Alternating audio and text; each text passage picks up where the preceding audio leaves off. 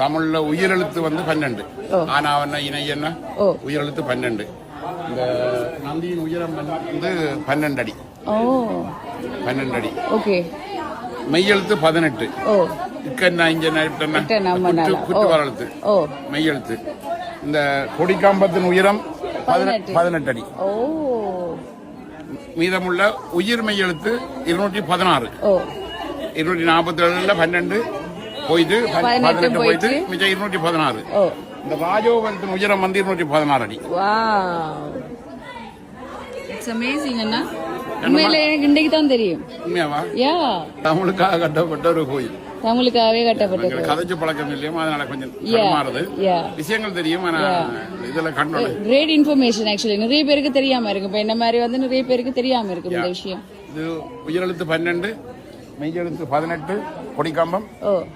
உயிர் மெய்யெழுத்து 216 216 அடி.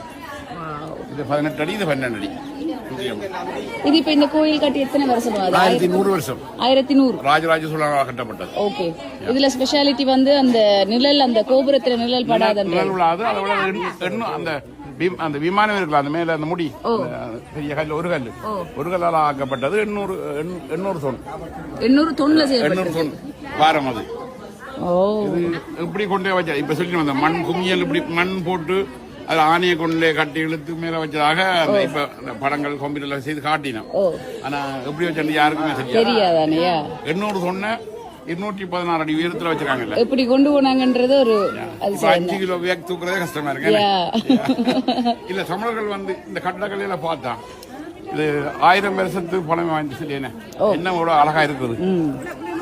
அப்ப 1000 வருஷத்துக்கு முதல்ல எப்படி இருந்திருக்கும்? உண்மைதான் இல்லையா? எல்லாம் அந்த இதுல யாரு என்ன செய்தது, கட்டினது, எப்ப கட்டினது, யாரு காணி தந்தது, யார் யாருக்கு உதவி செய்தது, எல்லாமே தமிழ்ல கல்லில குறிக்கப்பட்டிருக்கு. தமிழ்ல குறிக்கப்பட்டிருக்கு. தமிழ் எழுத்துல அழியாம இன்னும் 1100 வருஷமா தமிழ் அழியாம இருக்கு. அது ஒரு உலகத்தின் ஒரு சிறந்த விஷயம் உண்டு.